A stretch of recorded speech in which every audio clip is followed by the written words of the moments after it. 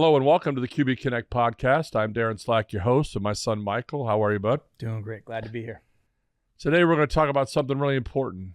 We talked a little bit about quarterbacks in crisis in a previous podcast, and one of the things that's kind of come up in our thoughts after this is, well, we've got to get more quarterbacks. How do we go about that? Well, one of the things that's going to be very important when you're talking about that is, how do you walk quarterbacks through the process to get better?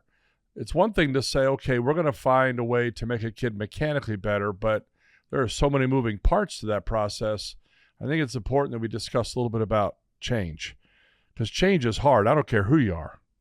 It is difficult. Any engagement in that process is going to be difficult, especially if you're doing it for an extended period of time, which is going to be required if you're going to be successful at playing the quarterback position. One of the things that I mention affectionately, but realistically, is that you're going to suck at the position at some point until you don't, because of how much you have to get better at from when you start until when you play. It doesn't mean that you're not going to have success. It just means that you're going to have bad games. You're going to have bad plays that you're going to have to learn from until you can play the game at a high level. Well, I mean, obviously, from the time you're about, 7 or 8 years old enough, strong enough to throw a ball, till you're about 12, you're really just dealing with mimicking kind of behavior. You're throwing it like you best think you can, doing the best you can with the body strength you have. Once you hit 12, 13 years old, now you're starting to own some of the mechanics, right? They're starting to kind of harden a little bit in the thought process. Yeah, so they're starting to make their own decisions about what they want to do throwing-wise and what they feel like is going to help them the most, which is important. Like, they need to make those decisions, but oftentimes it's based off of who said it and who is rather than is the information that helpful. So for example, if it's dad saying it, they're going to be more likely than not, in most cases, from that age of like 7 to 12, 13 to listen to what dad says. And then if they have a coach, then whoever that coach is, if they have a decent relationship with them, it's going to be, well, if coach says it, then I'm going to do it.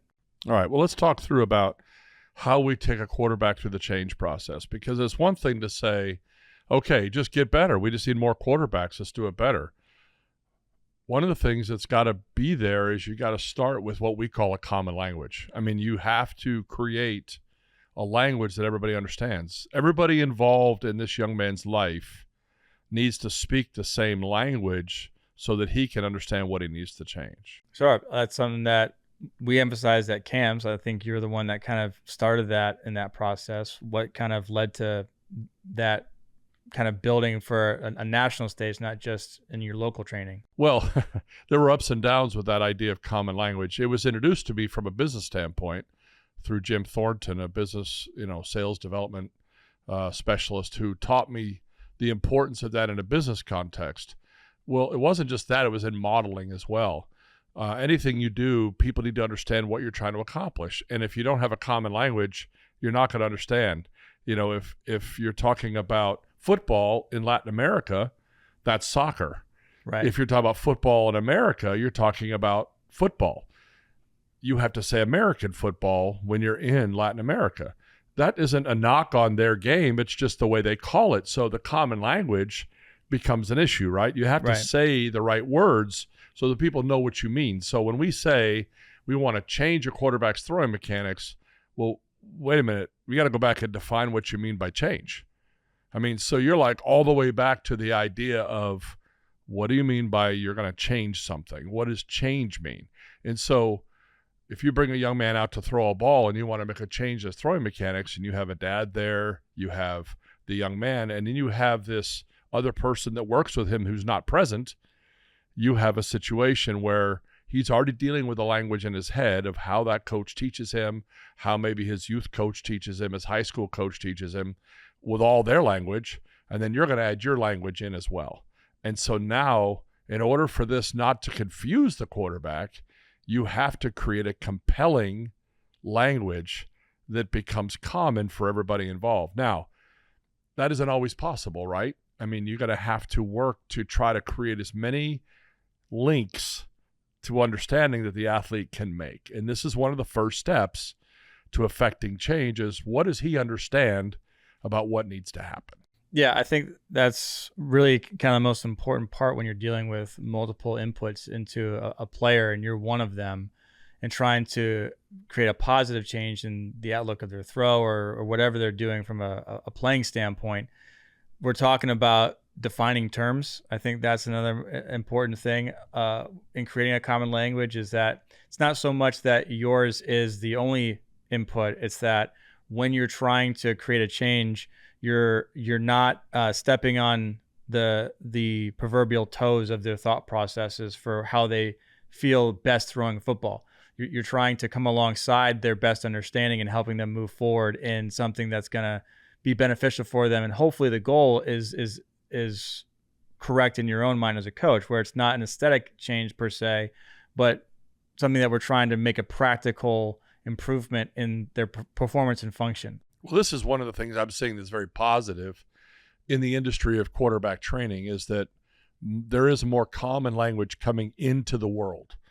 You know, for years it was, you know, new terminology coming online, kinetics, kinematics, biomechanics, you had kinesiology. Everybody was using big words. They kind of knew what they meant. Some guys really did know what they meant. Others were just trying to use that to validate who they were, but weren't applying it properly. Shoot, we weren't. I mean, we had to learn. It was, everybody's been learning. Well, what's the result? Well, right now, there seems to be a lot of what we call parity in terms of industry-wide. You got to be rotational. You got to have a solid, stable base. And you got to be, you know, you got to create power and acceleration, and you got to have deceleration somewhere in the mix. So these seem to be more collective thoughts than they were just unique to a particular training style. Yeah, and I think there's another unique challenge starting to come with that being kind of the cultural common language being built, is that people that don't really know what they're talking about in terms of what specific things mean will use the same language. So the kids hear that language, and when you use that language, they're thinking of something completely different than what you're trying to emphasize.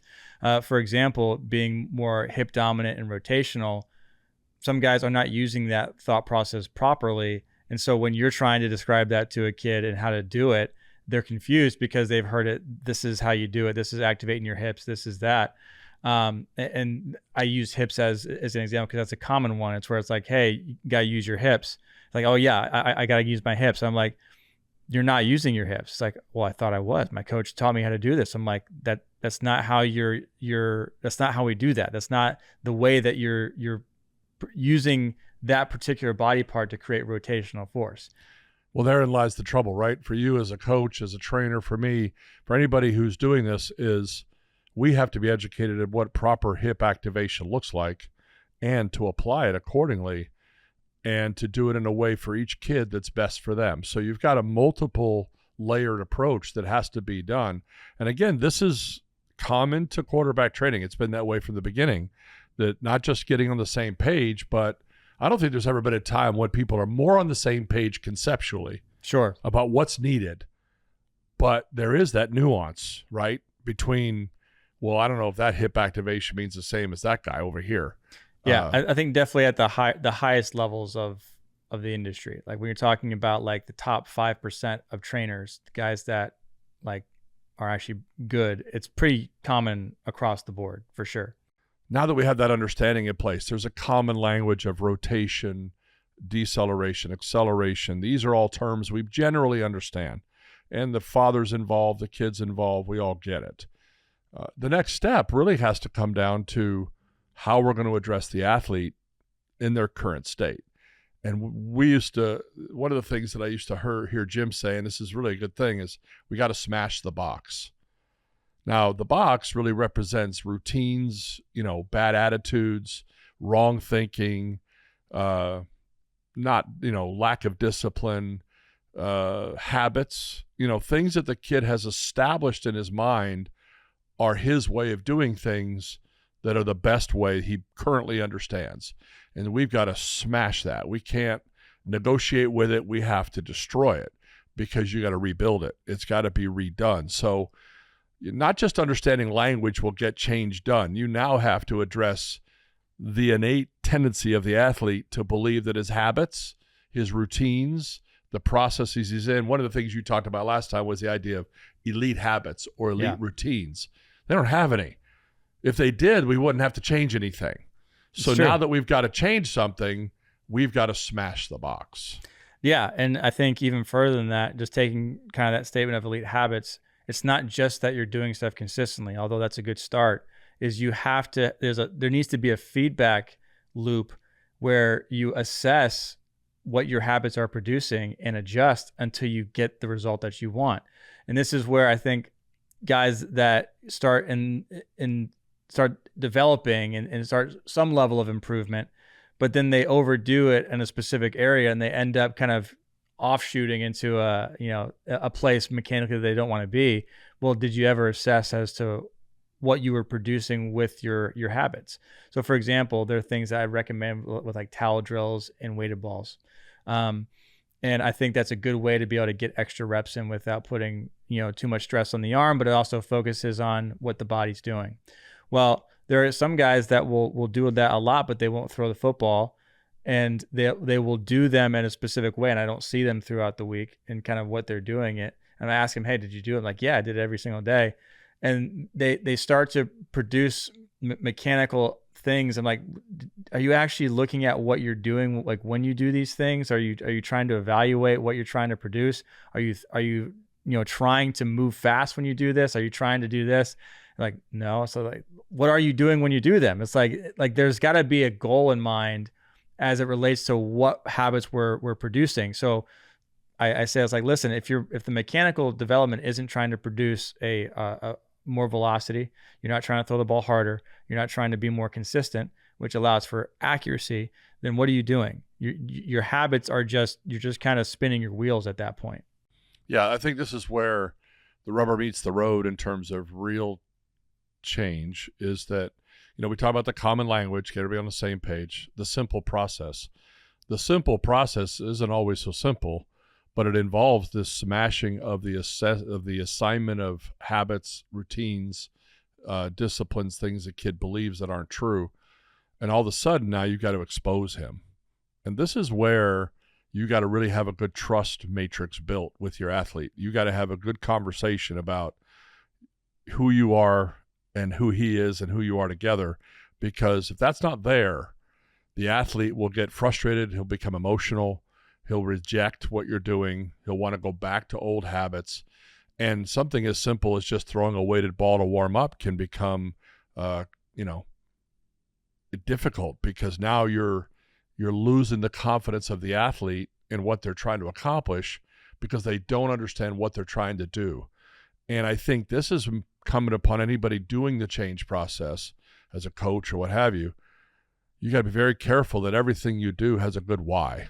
In other words, you got to explain, okay, we're just warming up here. We're not changing, the total philosophy. We're just warming up. But as you warm up, you got to be mindful. Right. You got to be intentional. And I don't know that that's really a habit an athlete has. That's an elite habit. Right. To be intentional. It's practice in your warm up, right? It's not going to happen naturally. I mean, warm ups need to become an intentional part of what an athlete does. You see more quarterbacks than ever before the games. They were laughing at Dak doing the Dak dance, but now you'll see quarterbacks up against the side of a stadium wall, throwing heavy weighted balls, doing towel drills. I mean, doing all kinds of stuff. You never saw that back in the day. They didn't do that in our day. We went out and threw balls to receivers and wore ourselves out. But now there's an intentionality, isn't there? Yeah, and I think that kind of goes with where I think the standard for quarterback play is like you can't miss. It's not acceptable in terms of like what you're doing at the highest levels. You got to be accurate. And so in order to be able to be at that highest level, there's a requirement in priming your body to be able to do that on a consistent basis that young guys don't really understand. And so learning that there is a standard, that there is this expectation that recruiters, people that are trying to recruit them for college or even from college to pros, to have an expectation of that if you're not putting yourself in that position, the standard doesn't care whether you didn't know it before or not. It's still there. And so I think as coaches, one of the things that we got to be able to do is to expose them to that standard of like, you're good, being good is fine, but going from good to elite is way bigger jump than bad to good. I see what you're saying. I mean, not only is the physical component there, the intentionality, the necessary, but one of the things I'm seeing is we just did the Olympics, right? We just watched the Olympics. You see a lot of these runners doing a lot of these intentional warm-up type things before they run a race. Now you're seeing quarterbacks do the same thing. It has this same kind of intentional thought process to it to get yourself in a mindset to go out and perform. Yeah. Mindset. I mean, I don't think that you can get any more relevant to the whole crux of everything than establishing that. If you can get a kid that has that, a mindset that's set right, they got a chance. And this goes for guys that aren't as skilled, or if they're very skilled, they have to develop that. And for a lot of guys, you just hope it's not too late, right? So you get guys that they figure it out like senior year of high school, and they make a big jump. But unfortunately, at that point, it's just too late to be able to get to the height that they want to get to. And so you're hoping as a coach that they figure it out. So like, what would you say would be the thing mindset wise that a kid has to establish in order to be able to do the things that we're talking about? Okay, so we've talked about the idea of setting the common language to get buy-in. We've smashed the box, okay? So we're creating elite habits. We're establishing a new set of habits for intentionality. Mindset is everything now, because how he approaches the continuing challenge to his comfortability is everything. In other words, his emotional state. In other words, how is he responding to how he feels about his failure? How is he responding to how he feels about the process? And let me tell you, it's not easy, because when you're throwing a bad ball every third time, when before you were throwing fine, it seemed like it, and now you're failing miserably because you can't get this new feel dialed in, there's a question mark. And so mindset becomes everything to the coach and to the player. And how you establish that is part of the simple process. It's smash the box. Now we got to do mindset. And mindset starts with dealing with what's true. This is so important. I don't know that we really do a good job of this in keeping what's true in front of the athlete.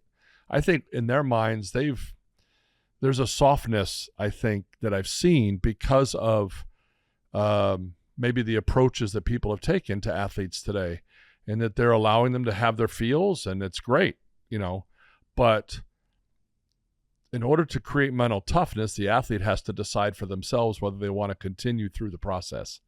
And so there's a negotiation that's going to go on, and it's going to feel soft to the coach at first.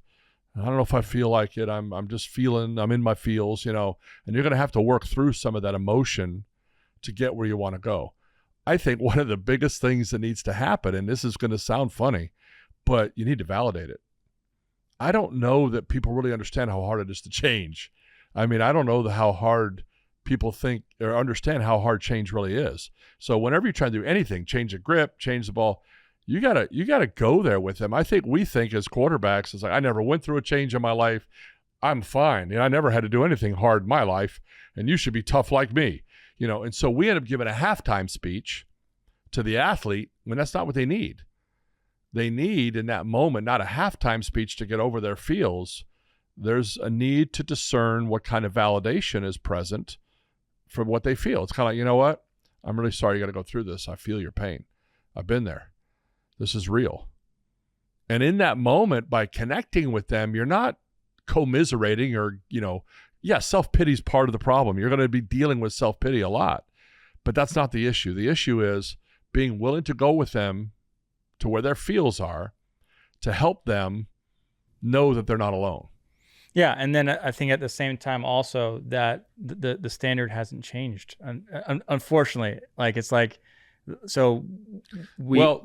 thing. You say standard hasn't changed. I don't think you can even deal with the standard until you deal with the fact that I think my point is this, so for example, there's a kid that I was working with the other day, and we were working on his grip. He's a very good player, like one of the better players that I work with. And but at the higher levels of speed, he just couldn't control the ball. The ball would just flutter out of his hand. I'm like, hey, we're going to change your grip. And we did that, and the first few were fine. And then towards the end of the session, it started to go back down again. I'm like, and he started to get very frustrated. Like, and so there was a level of validation of like, yeah, it's tough, it's hard, but we're not going to go back. I see. Because so you're just establishing that the standard's not going to change. Yeah, like it's like we still need to make this change because of what you expressed, that the ball feels better in your hand with this new grip. It feels stronger. You feel more control over the ball. But we're not going to go back to the other one because it's more comfortable. Right. It's still going to hurt. It's still going to be frustrating. Go throw later today to try and work through it. Yeah, I agree with you that we can't go back to what we were. But you see, your reaction indicates where a lot of coaches go very quickly. They get very nervous about the idea of letting a kid feel something. That they're concerned that if they give any kind of acquiescence or agree with this feeling that the athlete's having, then you're permitting this loss of the standardization of his. No, you're not. You kind of allow yourself to say, okay, well, I would suggest that a coach might find greater connection with an athlete if he can find a way to validate with nothing else, without the extra speech on the back end. It's like, yeah, I'm with you. This hurts. This is hard. Now, what should we do? I mean, what do you want to do? I mean, I'm with you. If you want to stop now, we can stop. We can. I've been in this place. I've coached 37 years. I've been here so many times. And I can't tell you how many times I've had to validate athletes in the middle of their pain. Say, listen, if I were you, I'd probably want to stop. This is hard. Ball's not coming off anymore. Change is hard. But what's interesting is by connecting with them, it almost gives them the permission to stand back up within them. In other words, they don't feel alone anymore. They feel like they're being given power to choose. And I think that's where the key is to get them back. And the other thing it does, and this is one of those ancillary benefits of just mechanical change, is that it puts them in a place where they're making choices at an emotionally compromised moment. Well, when does that happen? In the middle of a game, probably 5-6 times. They just throw a pick six, they're down 2 scores on the board, whatever, and they remember that moment where they were empowered to make a choice, where the coach didn't tell them, you got to get going, you got to get better. I didn't give them a halftime speech. I permitted them. I gave them permission to stop if they wanted to. I think this is becoming more relevant in today's game than ever, because the reality of the position is becoming, if you mess up, you get replaced. And that was true before, but I think it's becoming more prominent now, where the trigger to pull a kid, play multiple players, is becoming more relevant, because there is a level of talent that's coming up without the stuff that we talked about in terms of that mental toughness to be able to deal with it. And so guys are getting pulled faster and faster. And unfortunately, that's kind of getting this cycle switch where the kid can't work through that emotional state, because if they fail, they're out. So it's like, all right, so you're giving up on me because, I made a mistake. And I see that a lot, especially in local sports, in high school sports, probably more than it should as it relates to helping these kids develop. Well, we're not the coach in the game pulling them. We're the developer. So when you're in a situation, when you see a kid wanting to implode on himself, this is that opportunity created by a mechanical change that is the same thing that happens when there's a change happening in their status as the starter or their status as the player, or they're on the heels end of a tough hit and they had to decide whether they're hurt or they're injured. They're getting an opportunity in somewhere that isn't a threat to make the same decision they're going to have to make in a game when the coach pulls them, or they have to decide whether they're hurt or not. And this is the win-win of that process. And so as the developer, I have this unique opportunity to catch them at a point no one else sees them in, a moment of vulnerability where they're going to have to make a decision. The problem is, if I make that decision for them by trying to coach them out of it, then I'm not doing them any service. If I'm in a group setting where I've got a bunch of guys out there, come on, man, just get your act together, let's go, and I make a coach point, that's not going to produce what I want.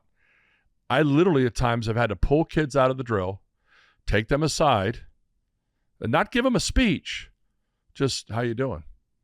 Man, I'm terrible, man. I'm in a worse situation. I get it. You know, I feel your pain. You know, do you want to stop? Well, I don't know, man. I can't get it. I can't get it. I'm like, I understand. And if I were you, I would be in the same boat. I would want to stop now.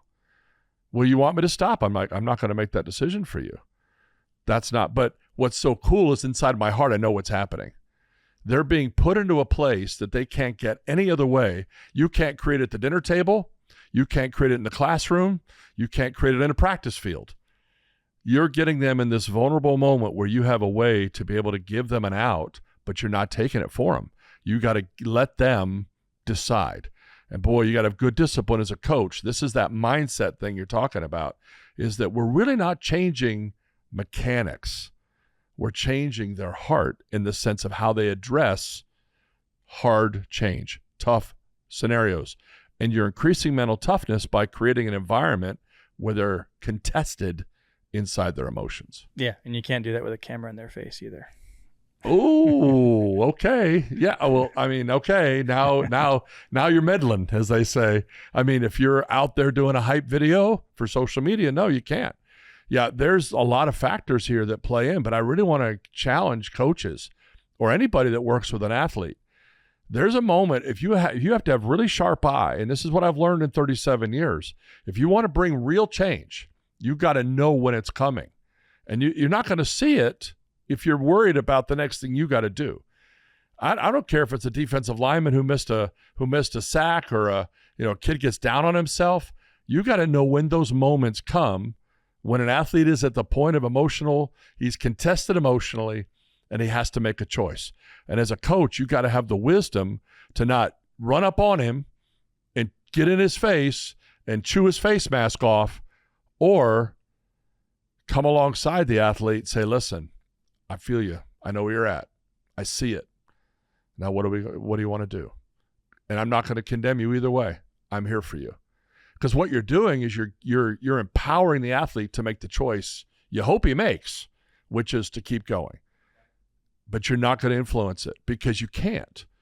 This is where I think a lot of us have really, because of speed, cameras in your face, whatever, kids are not being put in those situations enough and being worked through it to the point where we are talking about, where they have that moment to feel empowered to choose. And that has not made them better. It's softened them. Absolutely. I think that's the challenge of this whole thing, is that I think that there is a level of being able to perform when the lights are on, but you can't get there if you haven't gone to that dark place. We got to help these guys get through that dark place, which is basically going where, people don't typically see, where you have to make that decision. Can I keep going? If you don't put yourself in that situation, eventually you're going to see it on a Friday night. Am I going to keep fighting? Am I going to keep pushing? Am I going to keep going when things aren't going the way that I want them to go? And if you haven't seen that person through your training, you're not going to know who's going to show up on a Friday night. That's right. The dark place that a kid has to go to is real. And you try to create that, believe it or not, as a coach, you want to try to create that environment as much as possible. The weight room creates it. Well, I think failure, period. Yeah. And that's, so this is the issue I have with putting a camera on a kid too often, is that the goal of the camera on them to show them performing at their best level, which means you're not putting them in situations to fail. You're not going to post that on social media, a kid failing because you challenged him hard. Why would you do that? Like that would be like, anti what your goal is with that. But that's the thing, is if you really want a kid to be able to improve, you have to put them in situations where they're uncomfortable, where they're going to fail, because that's what a game's going to do. And if that's not, part of the primary focus in your training, what are you training? You're just training them to be at like this baseline level where they're never actually going to grow. Well, now you're talking about training that produces this kind of vulnerability that forces athletes into this decision-making process. Now, immediately people are going to say, well, you're talking about going back into the 90s and the 80s when we're, dehydrating kids and doing all. No, you don't have to do that anymore. You simply have to get a kid into a state where change is imminent. In other words, or necessary. Right, yeah. or necessary.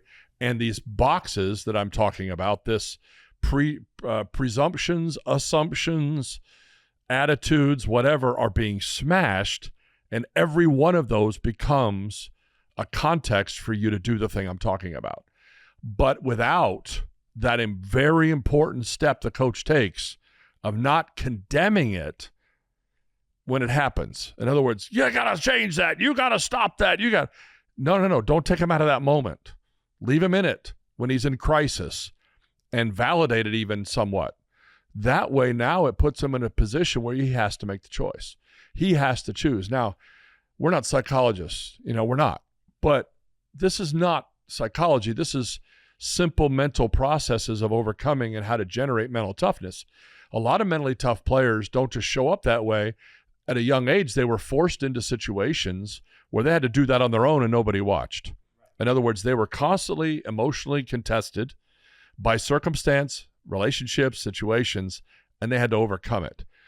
You take a player like that, he's got to step up. And have you ever noticed how a coach's son tends to be a little tougher than other guys? Well, that's because that coach has either put the athlete in that place. But I'll tell you another thing, that athlete has been around guys that are older than him his whole life. So like when you were growing up, I put you around athletes that were better than you, around guys that were older than you, and you had to rise to that occasion. I never had to say a word. You were constantly in that state of vulnerability, having to choose to compete. And that just was a natural for you to develop some of that toughness that could not be something I did. So there are some values that come online just simply by the environment you're in. So we're not talking about artificially creating this, but a lot of kids who have been kept from it. In other words, moms and dads who have had the participation mentality that every athlete should be given equal participation, a trophy for everyone. I'm not opposed to giving a kid acknowledgement for his participation. I don't think it's wrong to give a kid a trophy when he's 6. Everybody loves to get a trophy when they're 6. As they get older, though, as a parent, we realize the value, at least I did, of having my son be in a situation where he didn't get it. Because that created an environment where I got to sit with you, validate your pain, and go, okay, what's going to happen next? Because I didn't want you to be unprepared for what life would deal with you. I think it's incumbent upon parents to focus on the thing that matters most, and that's not mechanics. You and I never talked mechanics. I was always of the opinion that what mattered most was your character, because that was going to be the thing that stepped up when it was hard. And that's what we're really talking about here, is cultivating character when sports reveal it. When that moment comes of emotional contestation, or whatever you want to call it, confrontation, I have to make a choice. And Michael, you showed real promise in some situations, and other times, not so much. I mean, as we all did, right? Right. Yeah. And I mean, obviously looking back at it, there's stuff that I wish that I would have done better. And I think this is also where that, we talk about Passio. I think that's where that baseline of Passio starts, is having to be put into some level of adversity where you're being challenged and you're failing, and you got to make a decision to keep going. And that kind of starts to go into those buckets of why you do what you do. When you're not getting, if the reason why you're playing football is because all the praise and all the stuff you get, in those moments you're not getting any praise. In those moments you're not getting the thing that you're, that lower level why, or that more surface level why, I get to, enjoy the winning. Well, when you're not winning, okay, so what happens then? And you're starting to, what it does, it starts to strip stuff away of, I can't rely on these whys that aren't as substantial. There's not as much substance to them. And so you go deep enough, and you do enough of it, you go deeper and deeper and deeper and deeper until you start to get to the things that are going to help give you the horsepower to keep going. And that's really where the rubber meets the road in what we do as developers. Without a camera in the player's face, you're creating this environment where a lot of these things can happen more regularly. Change produces this contesting of their emotions, their assumptions, their presumptions about themselves, about their skill set, and the box. And you're smashing it constantly with what you're doing. And repeating that process over and over again without a camera in their face starts to produce something in the athlete, and it actually starts to create what you want. Now, here's the part that's important. You have to monitor how much you allow it to happen. And the way you do that is by encouragement. You have to offset the process with encouragement because it's exhausting. I mean, it's emotionally frying to have to not only overcome your bad mechanics, but your bad emotional state with your mechanics. The emotional state that you're in is very difficult to overcome. And then on top of that, you're trying to throw a ball. I mean, I've had kids in tears. In fact, it doesn't take me very long to put a kid in tears, not because I've yelled at him, but because I've created this kind of environment where change has tested him as like a furnace. And again, you're right. If you put a kid in a hype environment where all you do is post on his social media, his workout with your group, you're never getting in that environment. And I'm telling you, this is a problem in our training if we're never getting down to this level. I don't care who you are. I don't care where you've trained. I don't care what you train. If you never have that individual time where you're creating this type of environment with your athletes, that athlete never grows. He has to find it somewhere else. Or there's a ceiling as to how well. Because in those other environments, there is going to be some level of growth through consistency, of course, through all that stuff. But how deep it needs to go in order to be able to take on the challenge of some of the places that we're asking these kids to go or where they want to go, way deeper than where I think a lot of coaches are willing to go themselves. Right. And so the social media approach to coaching, where we do a group training, we get paid, we put them through some aggressive, workouts, and what creates the environment is comparison.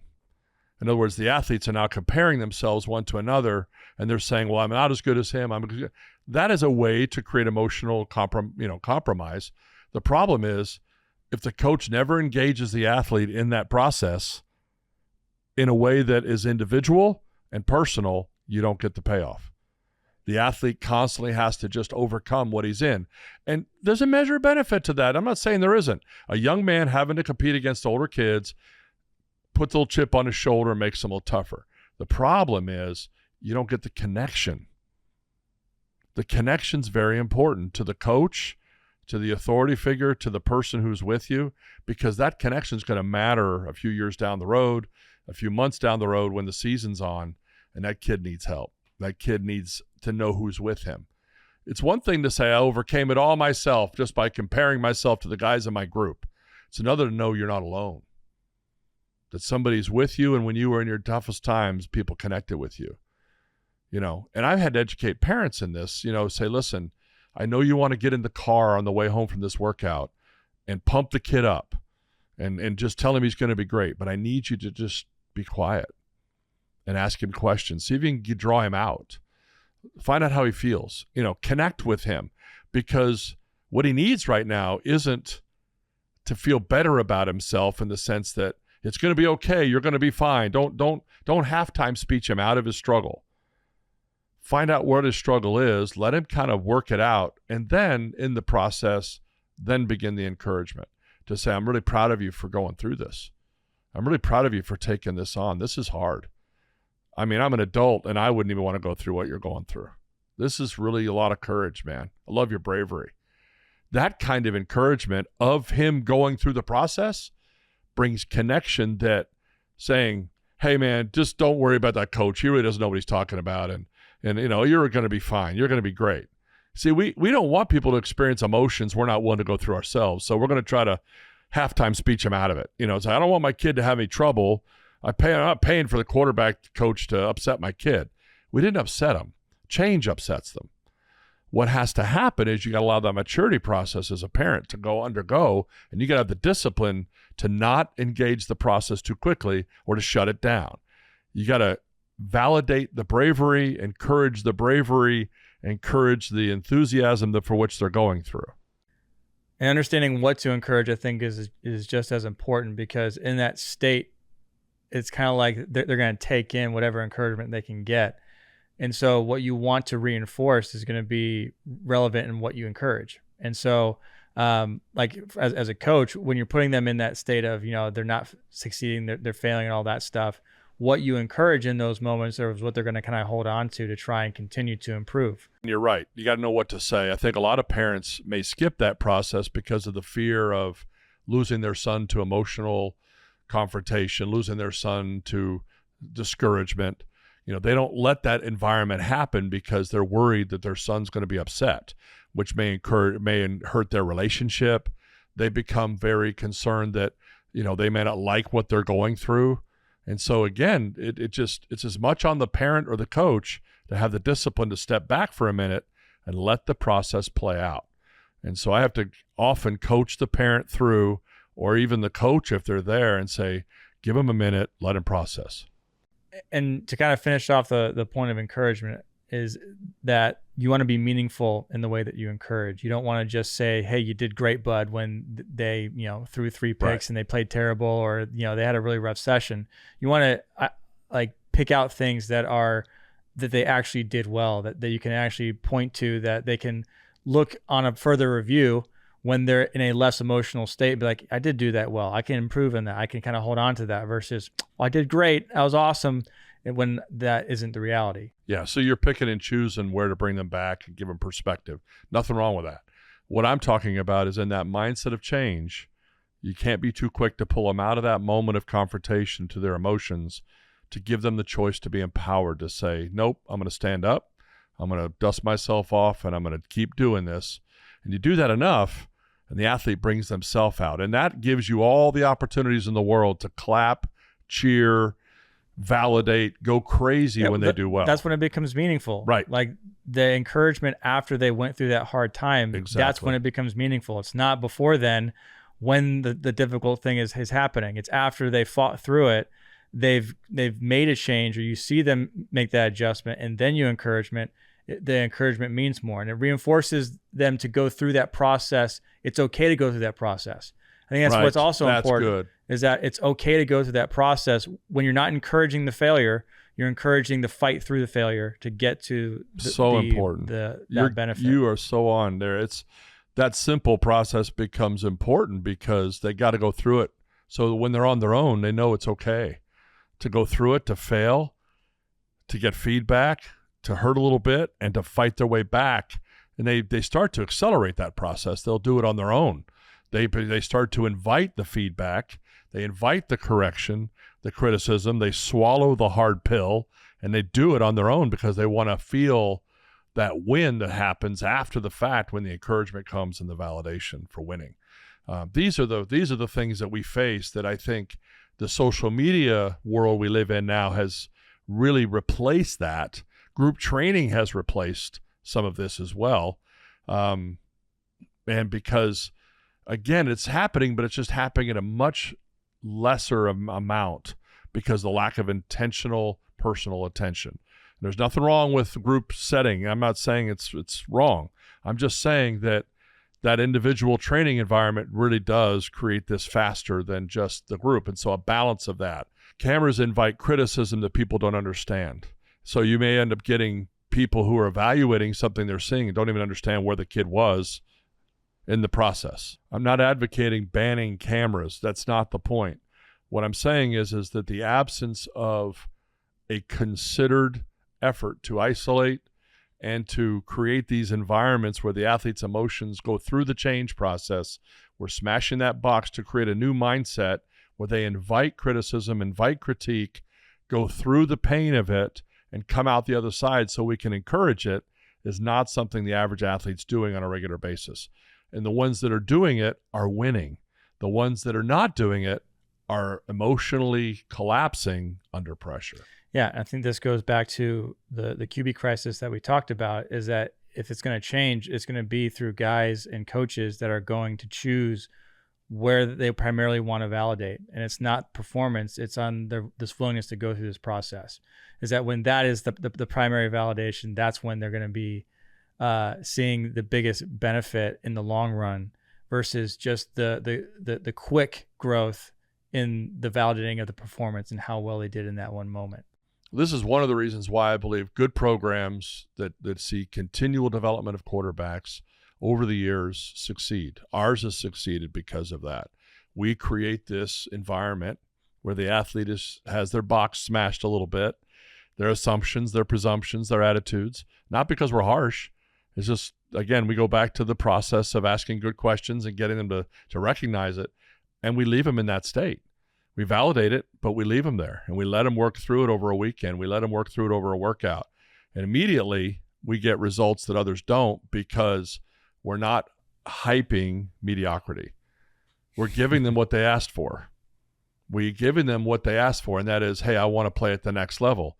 I want to be elite. Well, that can be unpopular to make people uncomfortable. We're not sitting here creating the uncomfortability. We didn't do it. We simply asked a good question. We simply put them in a situation where their own lack of capability, a capacity at a certain level where they are, creates a dilemma for them. And this dilemma they're in has to be overcome by them. And that's maturity. Well, that's not real popular today. It's like, dude, I'm going on social media here and I need you to tell me I'm good and give me that dopamine hit and don't tell me I got to change. And I think that's where some can find themselves, especially if they hit a certain level of ability, they think they're above. I mean, they'll change a little, they'll move the needle a little, but they're no longer pursuing it. I mean, Tom Brady talked about he loves coaching. He loved being criticized. He loved the input because he loved that cycle. He was in it so much. I think a lot of great quarterbacks love the cycle that takes them through. Well, and I think that goes to, and I think if you asked him, I'm kind of assuming here, the reason why he likes it is because of the benefit that he's seen on the back end of the coaching. Exactly. And that process of going through fighting that, like fighting through the adversity and the challenge of the failure to where you see the improvement, that process was reinforced strongly. And I think a lot of it happened at Michigan. And it probably happened before then, We had a personal coach for many years before anybody else did. Right. A gentleman who passed away, but it was a really good coach. And I imagine he went through that over and over again. So it imprinted on him. And the fact that he was constantly told he was never going to amount to anything. I mean, sure, that'll do it. I mean, there's a commercial out now that actually talks about the entire thing related to his online, broadcast persona. You know, I've been told my whole career I'm never going to amount to anything. Just keep doing it. Just keep saying I'm not going to amount to anything. Just keep doing it. And I love it because it highlights Tom Brady's trigger, which is don't tell him he can't do anything because he's going to make it happen. And that, I think that is something that should be modeled. I think that's something that can be taught to a degree. You have to have a kind of a special emotional toughness to be able to hit it. But yeah, I think there's a model there that can be repeated to some degree. And essentially that becomes what we call the turnkey system for creating these environments where athletes are contested and as such make those good choices and become empowered. And let me tell you, the word we're looking for here is confidence. The confidence that surges within an athlete who's been through that process is unbelievable. I mean, they walk out of here with a spark in their eye and a spring in their step, not because somebody told them they were good. It's because they overcame something that they didn't think they would. Well, they're not afraid to fail anymore. That's exactly right. It's not that they want to fail. It's not that they like it. They're not afraid to do it because when they do it, they're going to fight back after it. They're not going to give up. They're not going to quit. They're not going to tank emotionally.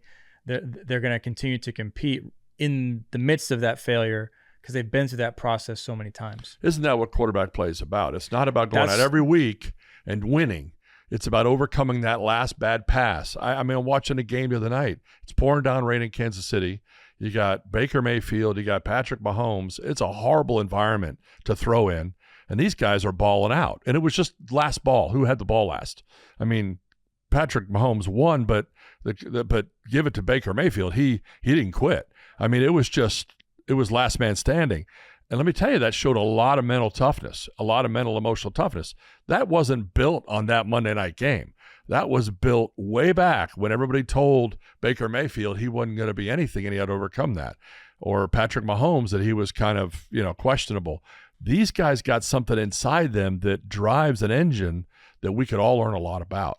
And that is a drive to succeed where others will give up, and they won't give up. They'll keep coming. And a lot of times the winner is just the one that had a little extra time left on the clock, right? Right. And I think from a development standpoint, that's kind of what it's going to come down to for players is you have time, but you don't have time to waste. And so the faster you can learn this process, the better it's going to be for you in the long run. Trying to put yourself in a position as quickly and as much as you can start to engage in this process. All right. So change. You need a common language. Guys, you're going to need to understand what this means. It means you got to come to terms with what's being said about what true mechanics look like. And this is where a lot of people are hanging out is, okay, I now know the common language of change. No, that's a starting point. Just knowing what's expected of you. The next step is the hardest, and that's going through the process. And the process is having your box smashed, your assumptions, your presumptions, your attitudes, your disciplines, whatever you're doing to build elite habits back. The only way to do that is to destroy what you assumed was enough and then have it confront your weakness, your failure, your inability to do it right. And then you have to make the choice to come back. Can't be done for you. You can't halftime speech an athlete out of it. You got to find your way back. And ultimately, that is really the process that becomes the system by which greatness can be developed. Because if you can encourage the right things and reinforce the right steps that a player makes, they surge with confidence. They come back better. So if you're an athlete and you're saying, I got to really find out a way to get better, you don't got to find a harsh coach. What you need to find is an environment where these things that we're talking about can be worked out. It isn't about finding someone who yells at you to make you better or pushes you to run an extra lap. This isn't about anybody pushing you. It's about putting yourself in an environment where you're challenged to change, to improve with proven, sound principles that work.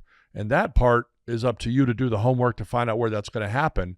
But once you do that, you now create an environment where you have to choose yourself what you're going to do. And hopefully those coaches and people around you, your village, if you will be enough to encourage you to get through it. I think, Michael, what we've done today is just kind of unpacked, if you will, what needs to happen to build the supply of quarterbacks back. Get them out of social media mode and camera mode and into this mode where we're really trying to create a tested and proven environment behind the scenes where nobody's there, so that when come game day, they're empowered to make the right choice. Yeah, and I think a lot of those, and just to kind of, and an encouraging note for, I think the state of football, I think there's a lot of guys that have the capacity to do that right now, but they're going to have to make that decision for themselves to get out of that mindset and kind of go back to that place where no one's watching, and being willing to grind through that adversity and to be able to push through that to where a place they can find, that success through that failure. I'm going to take you back to something that was said to me by a pro quarterback one time when I was training him. And this will help you in terms of the way you think about anything in your life, whether it be quarterback training or just things in life. And this is what he said to me when I went to work with him. He said, I want you to take me back to when I was a young player. He says, don't leave anything. Don't be afraid of anything. Tell me what I need to hear, because I want to change. I mean, it was an amazing thing. He opened himself up to the process, and to watch him go through it, he changed very quickly, and he didn't like it. We had we butted heads and we got after each other, but he understood what it was going to take, and he went there. And let me tell you something, when you're willing to go there, great things can happen. Michael, thank you so much for today. I want to thank you all for joining us on the QB Connect podcast. We'll see you next time.